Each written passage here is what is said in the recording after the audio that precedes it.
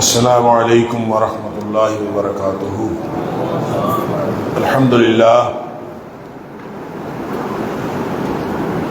للہ وکفا وسلام علی عبادہ الذین اصطفیٰ۔ اشہد ان لا الہ الا اللہ وحدہ لا شریک لہ واشہد ان محمدا عبدہ ورسولہ صلی اللہ علیہ وآلہ وسلم۔ اللہم صلی علی محمد وعلی آل محمد کما صلیت علی ابراہیم وعلی آل ابراہیم انک حمید مجید۔ اللہم بارک علی محمد وعلی آل محمد کما بارکت علی ابراہیم وعلی آل ابراہیم انک حمید مجید۔ اما بعد، اللہ کے فضل، اس کی توفیق اور اس کی رحمت سے آج 24ویں پارے کے ساتھ ہمارا قیام مکمل ہوا۔ اللہ تعالی ہم سب کی طرف سے قبول فرمائے۔ 24ویں پارے میں سورہ زمر جاری ہے۔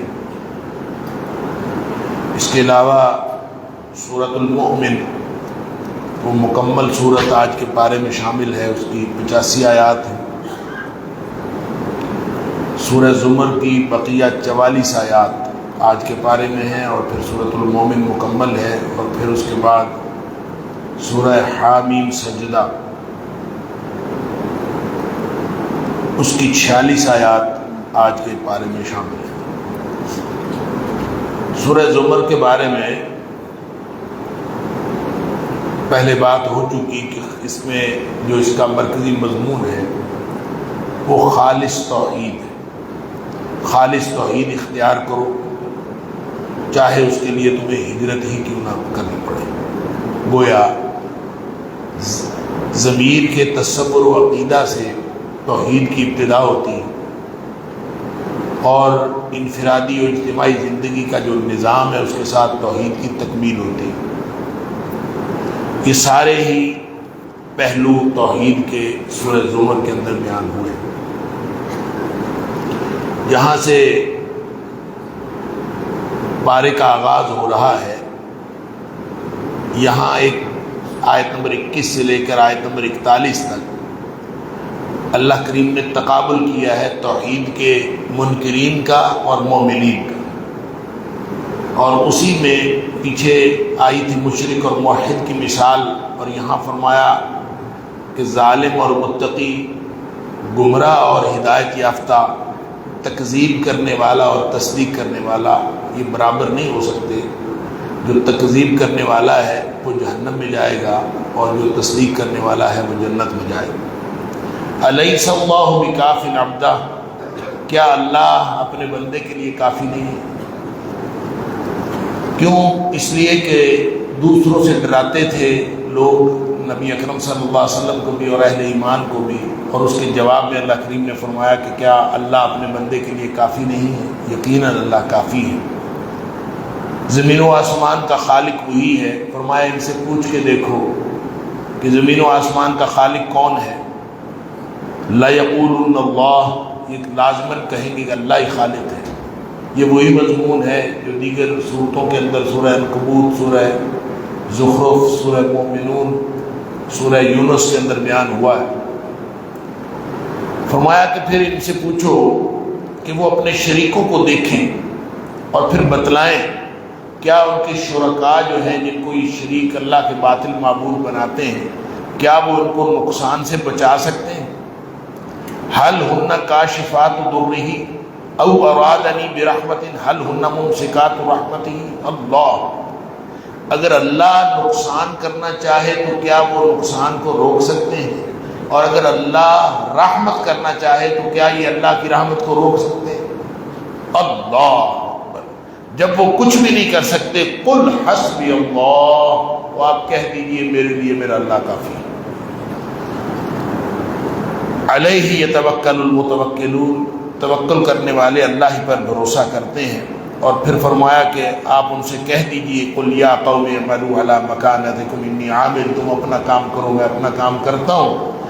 فسوف تعلمون، ان قریب تمہیں پتہ چل جائے گا کہ کون سچا ہے، اور تمہیں دنیا میں ہی پتہ چل جائے گا، نہیں تو پھر موت آنے والی ہے۔ پھر آگے موت کی حقیقت بتائی ہے، اللہ یتوفی الانفس حین موتہا والتی لم تمت فی منامہا۔ اللہ اکبر، نیند سے موت کو تشبیہ دی ہے۔ اللہ ہی اس وقت روح قبض کرتا ہے جب ہم سوتے ہیں، اور جب ہم مریں گے تو اس وقت بھی اللہ تعالی ہماری روح قبض کرے گا۔ فرق صرف اتنا ہے کہ جب ہم سوتے ہیں تو اللہ تعالیٰ روح واپس لوٹا دیتا ہے، جب ہم مر جائیں گے تو اللہ تعالیٰ یہاں روح واپس نہیں لوٹائے گا۔ اللہ فیمسک التی قضا علیہ الموت، جس کی موت طے ہو جاتی ہے، فیصلہ ہو جاتا ہے، پھر اس کی روح روک لی جاتی ہے۔ پھر آگے فرمایا کہ انہوں نے سفارشی بنا رکھے ہیں اللہ کے، ام اتخذوا من دون اللہ شفعاء، انہوں نے اللہ کے سفارشی بنا رکھے ہیں۔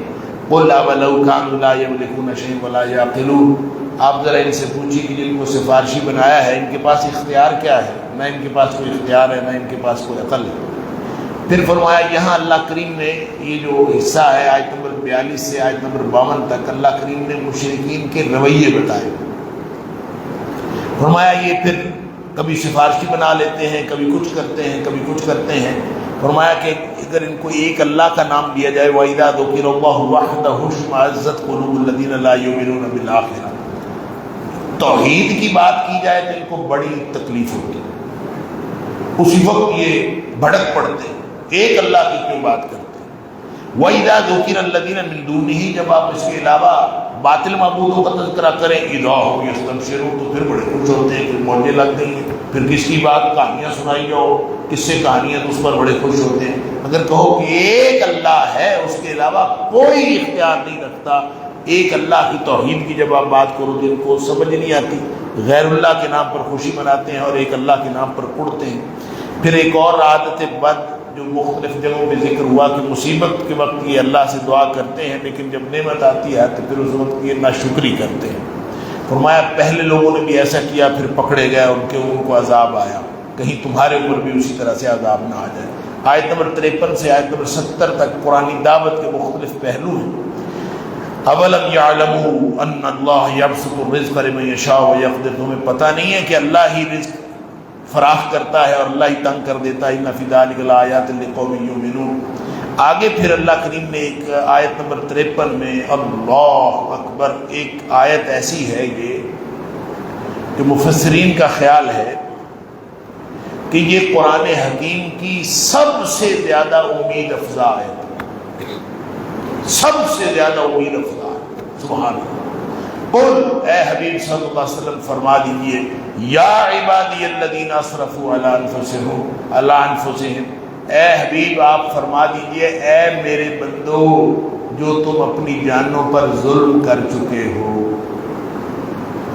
لا تقنطوا من رحمت اللہ، اللہ کی رحمت سے مایوس نہ ہو۔ اللہ، جو بھی کر چکے ہو، زندگی چاہے ساری کی ساری ظلم میں گزری ہے، اپنے اوپر زیادتیاں کر چکے ہو، لا تقنطوا من رحمت اللہ، اللہ کی رحمت سے مایوس نہ ہو۔ ان اللہ یغفر الذنوب جميعا، اللہ سارے کے سارے گناہ معاف کر دے گا۔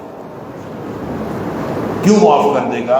انہ هو الغفور الرحیم، اس لیے کہ وہ ہے ہی بڑا بخشنے والا اور رحم کرنے والا۔ لیکن تمہیں ایک کام کرنا پڑے گا، وَأَنِيبُوا إِلَىٰ رَبِّكُمْ وَأَسْلِمُوا لَهُ مِن قَبْلِ أَن يَأْتِيَكُمُ الْعَذَابُ ثُمَّ لَا تُنصَرُونَ، عذاب آنے سے پہلے تمہیں ایک اللہ کی طرف جھک پڑنا ہوگا۔ وَأَسْلِمُوا لَهُ، اور اپنا آپ اپنے اللہ کے سپرد کر دو۔ اگر تم یہ کر دو گے، اپنا آپ اپنے اللہ کے سپرد کر دو گے تو پھر بچ جاؤ گے، وگرنہ پھر ہو سکتا ہے او تقول اللہ اکبر لو ان اللہ ہدانی لکنت من المتقین، او تقول حین تری العذاب لو ان لی کرۃ فاکون من المحسنین، کہیں ایسا نہ ہو کہ وقت گزر جائے اور پھر حسرت اور افسوس کرتے بیٹھے رہو کہ کاش میں اس وقت سوچ لیتا اور میں ان لوگوں میں ہو جاتا جن کے گناہ بخشے گئے۔ آگے پھر اللہ تعالیٰ نے فرمایا کہ جو عذاب کا باعث ہوتا ہے وہ تکبر ہوتا ہے۔ وَاسْتَكْبَرْتَ وَكُنْتَ مِنَ الْكَافِرِينَ، تکبر یہ ہوتا ہے حق کو ٹھکرانا اور لوگوں کو حقیر سمجھنا، یہ تکبر ہوتا ہے۔ اور جو لوگ تکبر کرتے ہیں وہی حسرت اور افسوس کا سامنا ان کو کرنا پڑتا ہے۔ اور فرمایا کہ تکبر بخشش میں بھی رکاوٹ ہے. الیس فی جہنم مثوی للمتکبرین، متکبرین کا ٹھکانہ جو ہے وہ تو صرف جہنم میں ہے.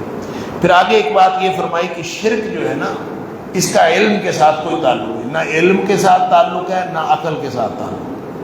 مشرک کی مت بیماری ہوتی ہے اور مشرک ہوتا بھی جاہل. اللہ فرماتا ہے قل افغیر اللہ تامرونی، کیا تم اللہ کو چھوڑ کر مجھے غیر اللہ کی بات بتاتے ہو؟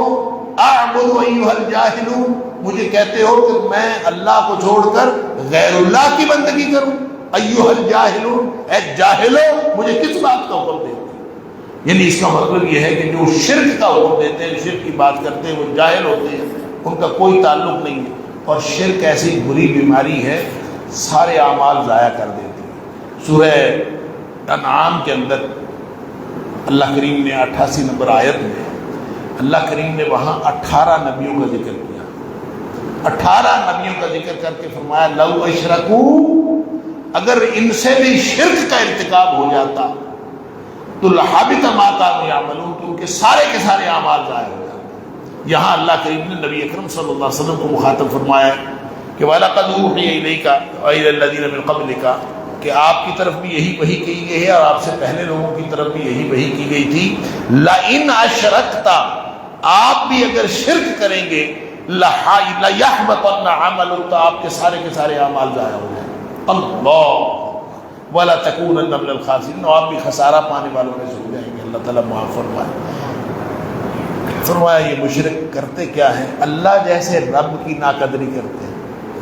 وَمَا قَدَرُ اللَّهَ حَقَّ قَدْرِهِ وَالْأَرْضُ جَمِيعًا قَبْضَتُهُ يَوْمَ الْقِيَامَةِ وَالسَّمَاوَاتُ مَطْوِيَّاتٌ بِيَمِينِهِ، اللہ کون ہے جس کے قبضہ قدرت میں ساری کائنات ہے اور قیامت والے دن یہ زمین آسمان سب اللہ کی یوں ایک مٹھی میں.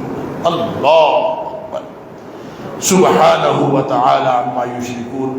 پھر آگے اللہ کریم نے قیامت کا منظرنامہ بیان کیا ہے اور کفار اور متقین کا مختلف انجام بتایا ہے کہ جب نفخہ ونفخ فی الصور فصعق من فی السماوات ومن فی الارض الا من شاء، ایک نفخہ ہوگا، سور پھونکا جائے گا اور سب بے ہوش ہو جائیں گے. ثم نفخ فیہ اخری، پھر اس میں ایک اور سور پھونکا جائے گا. فاذا هم قیام ینظرون، پھر یہ اٹھ کے کھڑے ہو جائیں گے، پھر دیکھنے لگیں گے. بہرحال یہ کتنے نفخے ہیں؟ بعض نے تو کہا ایک ہی نفخہ ہوگا، بعض نے کہا کئی نفخے ہیں. تو مفسرین کا خیال یہ ہے کہ 4 نفخے ہوں گے. پہلا نفخہ ہوگا کہ دنیا سب تباہ و برباد ہو جائے. دوسرا نفخہ ہوگا کہ حشر میں سارے لوگ اکٹھے ہو جائیں. تیسرا نفخہ ہوگا بے ہوش اور بدہوش ہو جائیں. چوتھا نفخہ ہوگا کہ سب رب العالمین کے سامنے فیصلے کے انتظار میں کھڑے ہو جائیں. اللہ فرمایا پھر اللہ کریم جب جلوہ فروز ہوں گے، وَأَشْرَقَتِ الْأَرْضُ بِنُورِ رَبِّهَا وَوُضِعَ الْكِتَابُ، سبحان اللہ، ہر چیز چمک اٹھے گی. اللہ کریم جلوہ فروز ہوں گے، فیصلے کی گھڑی آ جائے گی، ہر ایک کو پورا بدلہ ملے گا. اور جو مجرمین ہیں ان کو ہانک کے جہنم کی طرف لے جایا جائے گا. وَسِيقَ الَّذِينَ كَفَرُوا إِلَىٰ جَهَنَّمَ زُمَرًا، یہ گروہ کے گروہ ان کو ہانک کے جہنم کی طرف لے جایا جائے گا. اور جہنم میں جا کے پھر حتیٰ اذا جاؤها فتحت ابوابها، جب یہ جہنم کے دروازے پہ پہنچیں گے تو پھر دروازہ کھولا جائے گا. کتنے عرصے بعد دروازہ کھولے جائے گا یہ اللہ کو معلوم. کتنی صدیاں لگیں گی ان کو جہنم کے دروازے پر، اللہ کو ہی معلوم. سورہ ملک کے اندر اللہ تعالیٰ فرماتا ہے اذا القوا فیہا سمعوا لہا شہیقا وہی تفور تکاد تمیز من الغیظ، یعنی جب یہ جہنم کے دروازے پہ کھڑے ہوں گے تو اس کی جو چنگھاڑ ہے وہ سنیں گے. ان کو اس وقت فرشتے کہیں گے کہ تمہارے پاس کوئی ڈرانے والا نہیں آیا تھا؟ یہ جو جتنا وہ کہیں گے ڈرانے والا آیا تو تھا، ہم نے اس کی بات ہی نہیں سنی. ہم اگر عقل کر لیتے سمجھ. یہ مکالمے ہوتے رہیں گے. یہ جہنم کے دروازے پہ کتنا عرصہ کھڑے رہیں گے اللہ کو معلوم ہے. اللہ پھر جا کے کہیں دروازے کھلیں گے. وقال لهم خزنتها الم یاتکم رسول منکم یتلون علیکم آیات ربکم، تمہیں کوئی ڈرانے والا نہیں تھا آیا؟ وینذرونکم لقاء یومکم ھذا، آج کے دن کے کسی نے ڈرایا نہیں؟ قالوا بلا، کہیں گے آیا تو تھا. ولکن حقت کلمۃ العذاب علی الکافرین، لیکن کافروں کے اوپر جو عذاب جو ہے اس کی بات سچی ثابت ہو گئی. قیل ادخلوا ابواب جہنم، ان کو کہا جائے گا جاؤ جہنم میں داخل ہو جاؤ، خالدین فیہا، ہمیشہ جہنم کے اندر رہو۔ اللہ تعالیٰ معاف فرمائے فبئس مثوى المتکبرین، اور متکبرین کا ٹھکانہ جو ہے بہت برا۔ آگے پھر اللہ تعالیٰ نے مومنین کا اعزاز بتایا، سبحان اللہ، آیت نمبر 73 سے 75 تک، وسیق الذین اتقوا ربہم، کہ جب اہل ایمان جنت کی طرف لے جائیں گے تو ان کے دروازے ان کے لیے کھولے نہیں جائیں گے، بلکہ کھلے ہوئے دروازے ملیں۔ ان کو تھوڑی دیر بھی انتظار نہیں کرنا پڑے گا، جتنا دروازہ کھولنے میں کتنا ٹائم لگتا اتنا بھی انتظار نہیں کرنا پڑے گا۔ وفتحت ابوابها، جب یہ پہنچیں گے تو دروازے پہلے ہی کھلے ہوئے ان کو ملیں گے، سبحان اللہ۔ وقال لهم خزنتها سلام علیکم، وہاں پہ سلامی کے چبوترے پر ان کو جو ہے پریڈ کا معائنہ کرایا جائے گا، ادھر ادھر سے سلامی آئیں گی۔ طبتم فادخلوها خالدین، نعمتوں والی جنت کے اندر سلامی کے ساتھ ان کو داخل کیا جائے گا، اور یہ وہاں شکر کریں گے۔ وقالوا الحمدللہ الذی صدقنا وعدہ، شکر کریں گے، شکر ہے یا اللہ، اللہ کا وعدہ سچا ہوا اور آج ہم جنت میں آ گئے۔ وَأَوْرَثْنَا الْأَرْضَ نَتَبَوَّأُ مِنَ الْجَنَّةِ حَيْثُ نَشَاءُ، جب جنت میں جا کے موجے کریں جہاں مرضی جائیں، سبحان اللہ۔ اللہ تعالیٰ فرماتا ہے وَتَرَى الْمَلَائِكَةَ حَافِّينَ مِنْ حَوْلِ الْعَرْشِ يُسَبِّحُونَ بِحَمْدِ رَبِّهِمْ وَقُضِيَ بَيْنَهُمْ، اور عرش کے گرد فرشتے ہوں گے اور وہ اللہ کی تسبیح بیان کرتے ہوں گے، یہاں سسٹم مکمل ہو جائے گا۔ اللہ، آگے سورہ مومن ہے، سورہ مومن کا نام سورہ غافر بھی ہے۔ ویسے تو اس کا جو مضمون ہے وہ اس بات توحید ہی ہے، آفاق و انفس کے عقلی اور نقلی دلائل دیے گئے ہیں، اور جو لوگ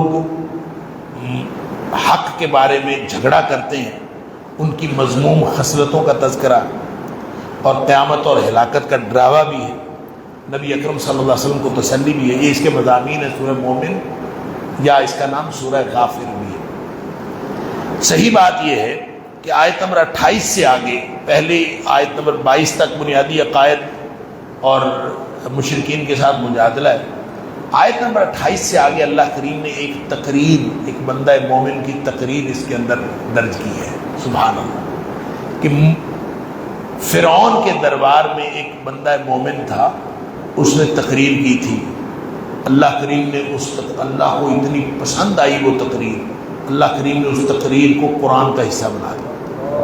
اب قیامت تک کے لیے جو ہے وہ تقریر پڑھی جاتی جائے گی، یہ آیت نمبر 28 سے آگے۔ اللہ، اس یہی وجہ ہے کہ اس کا سورت کا نام بھی مومن ہے۔ تو ابتدا میں بنیادی عقائد ہیں، صفات الہیہ سے سورت کا آغاز ہوتا ہے، کفار کو مہلت دی گئی ہے، اور اللہ تعالیٰ فرماتا ہے فَلَا يَغْرُرْكَ تَقَلُّبُهُمْ فِي الْبِلَادِ، کہ یہ جو مہلت کافروں کو ملی ہوئی ہے اس سے دھوکہ نہ ہو کسی کو، پہلی امتوں پر بھی عذاب آ چکا ہے، ان کا حشر بھی ویسا ہی ہوگا۔ پھر اللہ کریم نے حاملین عرش فرشتوں کی دعا کا ذکر کیا ہے کہ جو فرشتے اللہ کے عرش کے ارد گرد ہیں نا، ملائے اعلیٰ، وہ مومنین کے لیے دعائیں کرتے ہیں، سبحان اللہ، اور وہ دعائیں یستغفرون للذین آمنوا، ایمان والوں کے لیے مغفرت مانگتے ہیں، ربنا وسعت كل شيء رحمة وعلما فاغفر للذین تابوا واتبعوا سبیلک وقهم عذاب الجحیم۔ اندازہ کریں فرشتے اہل ایمان کے لیے دعائیں کر رہے ہوتے ہیں کہ اللہ ان کو جہنم کے عذاب سے بچا لے، سبحان اللہ، توبہ کرنے والوں کو معاف کر دے، تیرے رستے پر چلنے والے ہیں ان کو عذاب سے بچا لے، جنت میں ان کو داخل کر دے۔ اور پھر ساتھ یہ دعا کرتے ہیں ربنا وادخلهم جنات عدن التي وعدتهم ومن صلح من آبائهم وازواجهم وذرياتهم، اللہ نیک اجداد، نیک بیویاں اور ان کی نیک اولاد، ان کو بھی ساتھ جنت میں داخل کر دے، سبحان اللہ، اور ان کو واقعہم السیئات، ان کو برائیوں سے بچا، یہی اصل کامیابی ہے۔ اللہ تعالیٰ فرماتا ہے وذالک هو الفوز العظیم، اللہ کرے ہم بھی ان میں سے ہوں جن کے لیے فرشتے دعائیں کرتے ہیں۔ آگے فرمایا کہ کفار کا اعتراف ہوگا، قیامت کا دن اعتراف گناہ کریں گے اور اللہ کی عظمت و قدرت کا اعتراف کریں گے، دوبارہ زندگی کی تمنا کریں گے کہ دوبارہ ہمیں زندگی دے دے، پھر جا کے ہم نیکی کریں گے۔ اللہ اکبر، اللہ تعالیٰ فرمائے کہ تم نے توحید کی بجائے شرک پر ایمان رکھا، اس کی وجہ سے تمہیں عذاب آئے گا۔ آگے فرمایا کہ اللہ تعالیٰ اس دن یوم ہم بارزون لا یخفی علی اللہ منہم شیء، جب سب اللہ کے سامنے یوں اکٹھے ہوں گے، اللہ تعالیٰ فرمائے گا لمن الملک اليوم، بتاؤ آج کس کا اختیار، کس کی بادشاہت ہے، کس کا اختیار؟ کوئی بولے گا بھلا؟ للہ الواحد القہار، اللہ خود ہی فرمائے گا ایک اکیلے اللہ زبردست کا اختیار۔ تو اختیار تو یہاں بھی اللہ کا ہی ہے، دنیا میں بھی اختیار تو اللہ کا ہی ہے، لیکن یہ جو تھوڑا تھوڑا اختیار اللہ نے امتحان کے لیے دیا ہے نا، اس سے ہم فرعون بن بیٹھتے ہیں، ہم سمجھتے ہیں کہ یہ اختیار ہمارا ہے۔ اختیار اللہ کا ہی ہے آج بھی، یہ اللہ نے تھوڑا تھوڑا جو اختیار دیا ہوا ہے، قیامت والے دن یہ اختیار بھی واپس لے لیا جائے گا، اور پھر کہا جائے گا بتاؤ لمن الملک اليوم، کس کا اختیار ہے؟ فرمایا الیوم تجزی کل نفس بما کسبت، سب کو پورا پورا بدلہ ملے گا۔ پہلی امتوں کی تباہی کا ذکر ہے کہ جو تم سے زیادہ طاقتور اور ترقی یافتہ تھے وہ بھی سارے تباہ و برباد ہو گئے، اور تمہارا انجام بھی کافروں کا یہی ہونے والا ہے۔ فرعون کا، حامان کا، قارون کا تذکرہ، تاریخ کے جو بڑے بڑے سرکش ہیں ان کا ذکر اللہ کریم نے فرمایا۔ تو فرمایا کہ پھر آیت نمبر 28 میں، آیت نمبر 28 سے آیت نمبر 54 تک آل فرعون کے مرد مومن کا ذکر۔ اللہ فرماتا ہے وقال رجل مؤمن من آل فرعون یکتم ایمانہ، وہ آدمی جو ہے اس نے اپنا ایمان چھپایا ہوا تھا لیکن اس نے تقریر کی فرعون کے دربار میں۔ بعض نے کہا کہ اس کا نام شمعان تھا، ایمان اس نے ظاہر نہیں کیا تھا۔ بعض نے کہا فرعون کا چچا زاد بھائی تھا، بہرحال قریبی رشتہ دار لگتا ہے۔ اس نے فرعون کے دربار میں تقریر اس وقت کی جب فرعونیوں نے طے کر لیا تھا کہ حضرت موسیٰ علیہ السلام کو قتل کر دینا، انہوں نے فیصلہ کیا، اس نے تقریر شروع کر دی۔ اب ایمان اس نے اپنا چھپایا ہوا، تقریر کی اس کے جو مین چیزیں ہیں اس نے قوم کو نصیحتیں کی۔ پہلی بات تو اس نے کی کہ موسیٰ علیہ السلام کو قتل کیوں کرتے ہو؟ صرف اس لیے کہ وہ اللہ کو اپنا رب کہتا ہے، یہ اس کا قصور ہے۔ اتقتلون رجلا یقول ربی اللہ، جو کہتا ہے میرا رب اللہ ہے، بس ان کا یہ قصور ہے، اور تم اس کو قتل کرنے پر تلے ہوئے ہو۔ موسیٰ کو اس کے حال پر چھوڑ دو۔ اس نے دوسری بات یہ کہی اگر جھوٹا ہے تو خود بھگتے گا، اگر سچا ہے تو تمہیں بھی فائدہ ہوگا۔ تیسری بات اس نے کہی آج تمہارے پاس اقتدار ہے، جب اللہ کا عذاب آ جائے گا تمہیں کون بچائے گا؟ چوتھی بات اس نے کہی پہلی اقوام جیسے عذاب کا مجھے ڈر ہے۔ پر جلال انداز میں وہ اپنی تقریر کرتا رہا، مجھے مثل داب قوم نوح وعاد وثمود، مجھے ڈر لگ رہا ہے کہ جس طرح پہلی قوموں کے اوپر عذاب آیا کہیں تمہارے اوپر بھی عذاب نہ آ جائے۔ اللہ اکبر۔ اور پھر یہ بھی کہا کہ اللہ اپنے بندوں پر اللہ یرید ظلما للعباد، اللہ اپنے بندوں پر ظلم نہیں کرتا۔ پھر اس نے پانچویں بات یہ کہی کہ قیامت کا ڈر ہے، اور قیامت کو جب یہ جنتی جہنمیوں کو، جہنمی جنتیوں کو ایک دوسرے کو پکاریں گے، اس دن کوئی بچانے والا نہیں ہوگا، اس دن کا مجھے ڈر ہے۔ پھر چھٹی بات اس نے یہ کہی کہ تمہارے پاس یوسف علیہ السلام بھی آئے تھے، تم نے یوسف علیہ السلام کی بات بھی نہیں مانی، ان کے بارے میں بھی شک کرتے رہے۔ اور پھر ساتویں بات یہ کہی کہ بے دلیل جھگڑا کرتے ہو، بحث و تکرار کرتے ہو، یہ اللہ کی ناراضگی کا سبب ہے۔ یہ مختلف قسم کی گفتگو وہ کرتا رہا۔ درمیان میں سے وہ قال فرعون یا حامان ابن لی صرحا لعلی ابلغ الاسباب، وہ بندے کا پتر ایسا مت ماری ہوئی تھی، کہتا ہے حامان کی عمارت بناؤ، میں اس کے اوپر چڑھ کے دیکھوں کہاں ہے اللہ۔ اللہ امام شوکانی کہتے ہیں لگتا ہے نرائی احمق تھا، اس کو ذرا بھی عقل نہیں تھی، اس کو سمجھ ہی نہیں آ رہی۔ وہ کہتا ہے جی میں اوپر چڑھ کے دیکھتا ہوں، اسباب السماوات فاطلع الی الہ موسیٰ، میں آسمان پہ چڑھوں گا، وہ اونچی عمارت بنے گی، اس کے اوپر چڑھوں گا اور وہاں پہ جا کے میں دیکھوں موسیٰ علیہ السلام کا رب کہاں ہے۔ وَإِنِّي لَأَظُنُّهُ كَاذِبًا، مجھے لگتا ہے کہ یہ جھوٹا ہے، رب نظر کوئی نہیں آنا اوپر سے، پتہ تو تھا کتنی کی اونچی عمارت بنا لے گا۔ وَكَذَلِكَ زُيِّنَ لِفِرْعَوْنَ سُوءُ عَمَلِهِ، اس کے جو برے اعمال تھے اللہ تعالیٰ نے صحیح خوبصورت کر کے اس کو دکھا دی، اور وہ اسی طرح وَصُدَّ عَنِ السَّبِيلِ، اور سیدھے رستے سے وہ رکا رہا۔ اور جو مومن تھا آل فرعون کا، اس نے آٹھویں بات یہ کہی میری بات مان لو، یہی کامیابی کا راستہ ہے۔ وقال الذی آمن یا قوم اتبعونی اہدکم سبیل الرشاد، ہدایت کے راستے کی طرف میں تمہیں لے کے جاتا ہوں، تم مان لو۔ نویں بات اس نے کی کہ دنیا کی زندگی چند روزہ ہے، اصل گھر آخرت کا ہے۔ پھر کہا کہ برے عمل پر اس کے مطابق عذاب ہوگا، اچھے عمل پر جنت بے حساب ملے گی۔ میں تمہیں نجات کی طرف بلاتا ہوں، تم مجھے آگ کی طرف بلاتے ہو، میں توحید کی طرف بلاتا ہوں، تم شرک کی طرف بلاتے ہو، تمہاری دعوت کی کوئی حیثیت نہیں، نہ دنیا میں نہ آخرت میں، ان قریب تمہیں میری باتیں یاد آئیں گی۔ اللہ فَسَتَذْكُرُونَ مَا أَقُولُ لَكُمْ، میں جو کچھ تمہیں کہہ رہا ہوں نا تمہیں ان قریب یاد آئیں گی باتیں، نہیں تم میری بات مانتے تو نہ صحیح۔ وَأُفَوِّضُ أَمْرِي إِلَى اللَّهِ، میں اپنا معاملہ اللہ کے سپرد کرتا ہوں۔ سبحان اللہ۔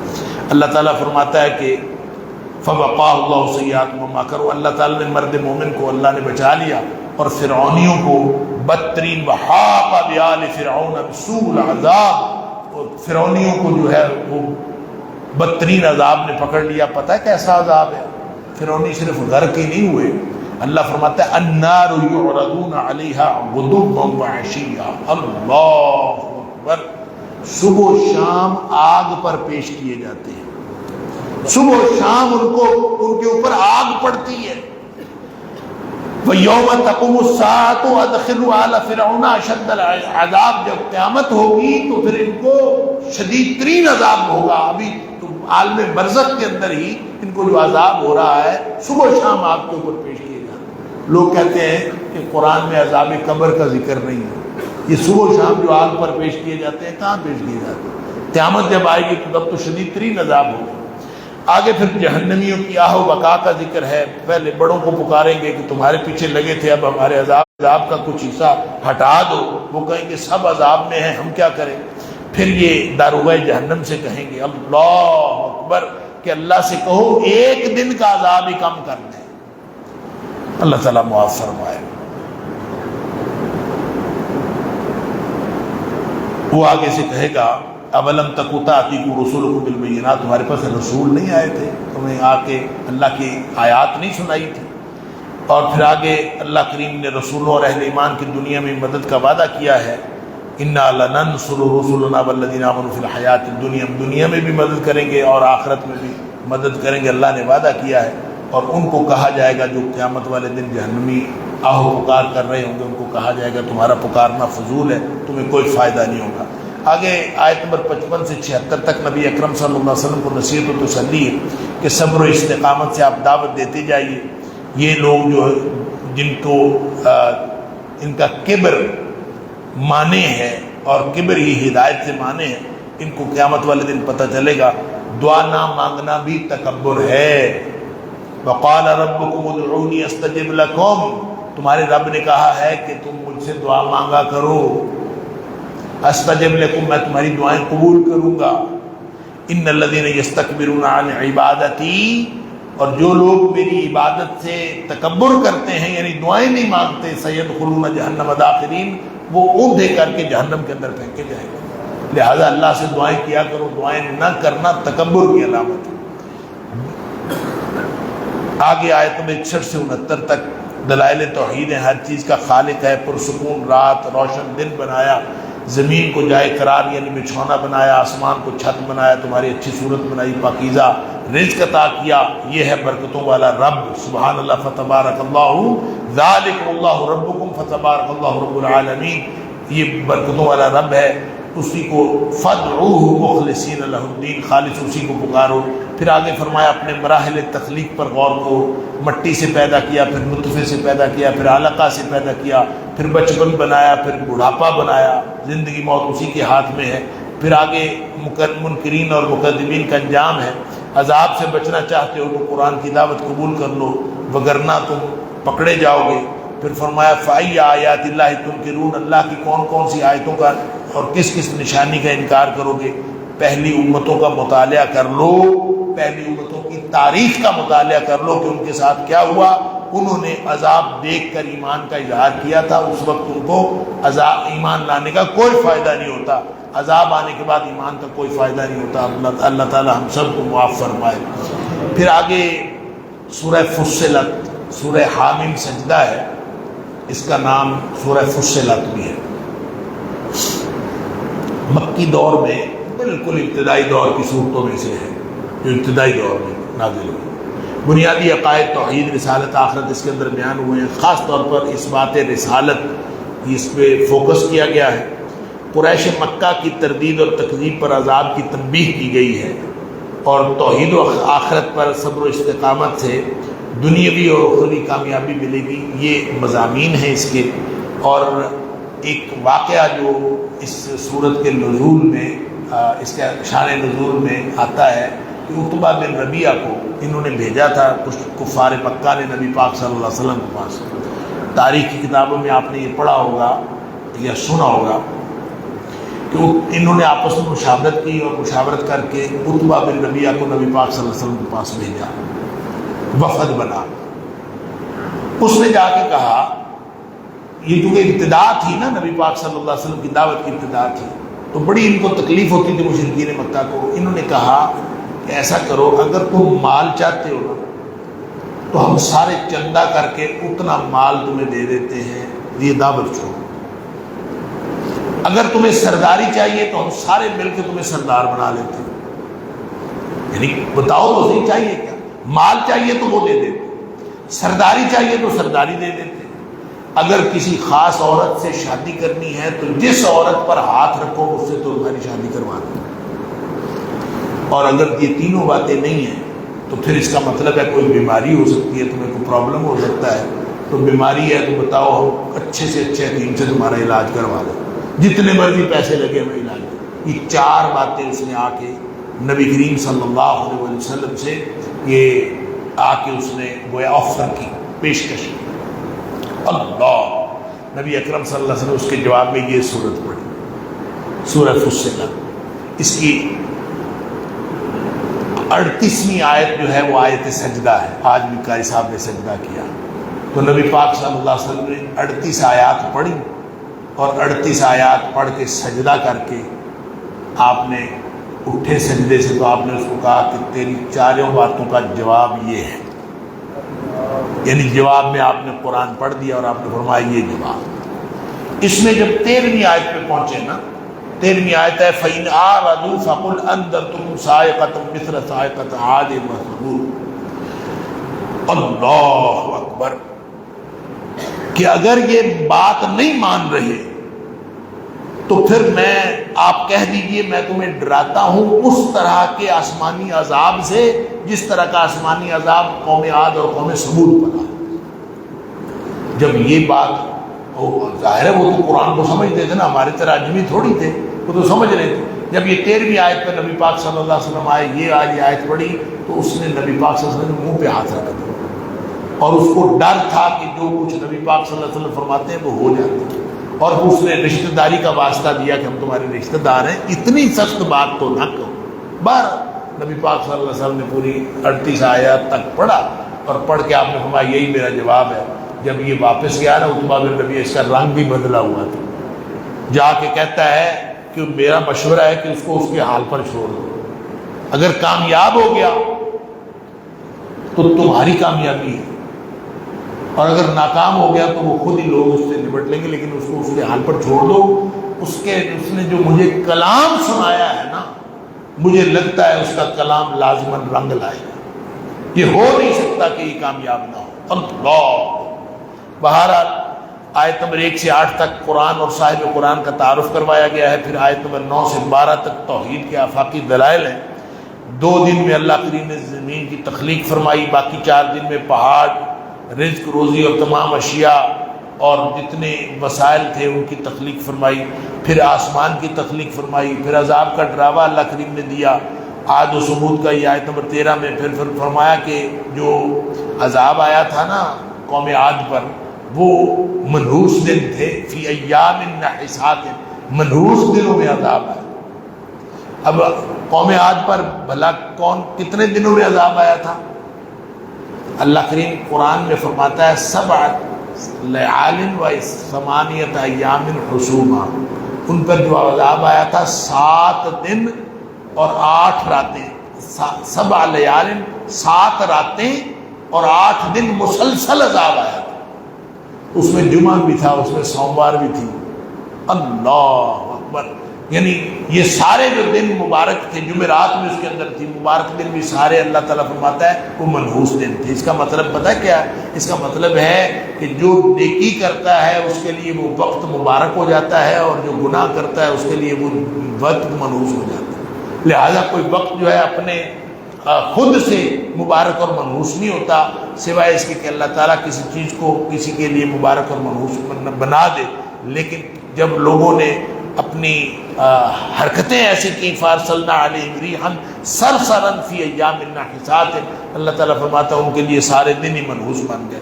پھر اللہ کے دشمنوں کا انجام ذکر کیا گیا ہے. پھر فرمایا کہ قیامت کے دن کان، آنکھیں اور جسم گواہی دیں گے. حیرت ہوگی ان کو، پریشان ہو جائیں گے. قالوا لجلودہم لما شہدتم علینا، پریشان ہو کے کہیں گے اپنی ہی سکن، اپنا ہی جسم اپنے ہی خلاف گواہی دے رہا ہے. تو بندہ تو حیران ہو جائے گا کہ یہ کیا ہو رہا ہے. لما شہدتم علینا، تم نے ہمارے خلاف گواہی کیوں دی. قالوا انطقنا اللہ الذی انطق کل شیء، جسم کہے گا، جسم بولے گا کہ ہمیں اس ذات نے بولنے کی طاقت دی ہے جس نے ہر چیز کو بولنے کی طاقت دی. اس کا مطلب ہے ہمارا اپنا جسم جو ہے یہ ہمارے اوپر گواہ ہے. اللہ اکبر.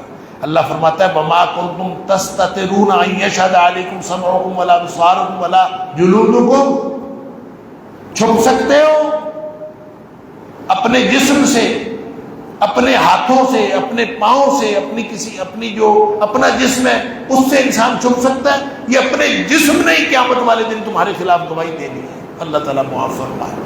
تم اپنے آپ کو ان گواہوں سے چھپاتے نہیں تھے. تمہارا تو خیال تھا کہ اللہ کو تمہارے خیال کا، تمہارے اعمال کا علم ہی نہیں ہوگا. حالانکہ تمہارا اپنا جسم جو ہے وہ اللہ تعالیٰ کے لیے جاسوسی کر رہا ہے، اللہ تعالیٰ کے لیے تمہارے سارے ریکارڈ جمع کر رہا ہے. اللہ اکبر. جہنم میں جائیں گے. اللہ تعالیٰ فرماتا ہے فَإِنْ فَالنَّارُ مَثْوًى لَهُمْ، صبر کرو چاہے نہ کرو، جہنم ہی تمہارا ٹھکانہ ہے. ایک اور ان کا کردار بتایا. قرآن سن کے کہتے تھے لا تسمعوا لهذا القرآن والغوا فیہ لعلکم تغلبون، قرآن سنو تو شور مچا دیا کرو تاکہ قرآن جو ہے سنائی نہ دے، تمہاری آواز غالب آ جائے اور قرآن کی آواز جو ہے دب جائے. اللہ تعالیٰ فرماتا ہے کہ جو لوگ اس طرح کی بات کرتے ہیں ان کے لیے سخت عذاب ہے اور اللہ کے دشمنوں کی یہی سزا ہے. آگے پھر جہنمیوں کے غصہ اور خواہش ہے. پھر وہ کہیں گے اللہ مجھے گمراہ کرنے والا شخص دکھا دینا تو ہم اس کو اپنے قدموں کے نیچے جو ہے وہ ذلیل کریں. نجعلهما تحت اقدامنا ليكونا من الاسفلين، تاکہ اس کو ہم ذلیل و خوار کریں کہ اس نے ہمیں تباہ و برباد کیا، اس نے ہمیں گمراہ کر دیا. اللہ اکبر. آگے پھر اللہ کریم نے صبر و استقامت کے ساتھ توحید پر ڈٹے رہنے والوں کا اجر بتایا.